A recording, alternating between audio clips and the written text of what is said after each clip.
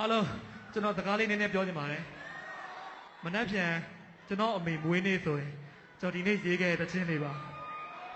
အမေကိုချစ်တဲ့လူတိုင်းနားနဲ့နားမထောင်ဘဲနဲ့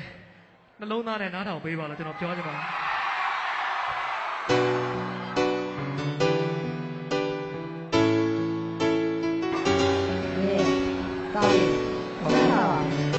အားလုံးလည်းငါတို့ပတ်စံနည်းနည်းတော့ပြောရတယ်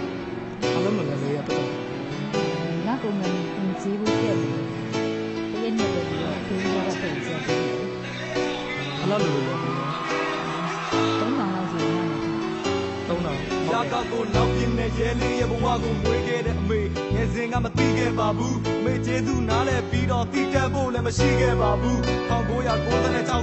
ဒုက္ခတွေစားရောက်ခဲ့ပြီးမိသားစုဘဝတွေမှုပြတ်ွယ်ခဲ့တဲ့စီးပွားရေးဆုံးရှုံးသွားတာသား3ယောက်ကိုကျွေးမွေးခဲ့ငါရှိသူရဲ့ငါသား3ယောက်မငတ်စေရဘူးပညာရေးမပြတ်နေရဘူးနင်းနေညဒုက္ခနာမှာတော့ရှင်လေးခဲ့တယ်ကျောင်းမုံကိုအပြေးဝလေးတော့မပေးနိုင်ခဲ့ပဲပညာတွေကိုသင်ပေးခဲ့တယ်မိတယောက်တည်းခံစားနေစေညတွေဆိုရံများစေခဲ့ဖေဒေါသထွက်တိုင်းအော်လို့ငိုခဲ့ရတာအမှန်တရားတွေပဲဒါတွေကမပြောင်းသေးခဲ့ပါမိသားစုချမ်းသာဖို့ရင်နှောင့်နှေးခဲ့တာကိုရွာဆုံးနေရက်တွေပဲမနှက်ပြန်အတွက်သားဝင်နေရေးပြည်လဲပါမလားလက်ထဲမှာပတ်စံ90မင်းမျက်နှာမကောင်းဘူးသူရင်ထဲမှာမျိုးသိမ့်ဝက်ခွဲထားတယ်ညီငယ်ဆုံးဘာမှမသိဘူးမင်းကငါကူညီဖို့လည်းကြားမှမရှိဘူးတနေ့တာပြီးဆုံးဖို့အတွက်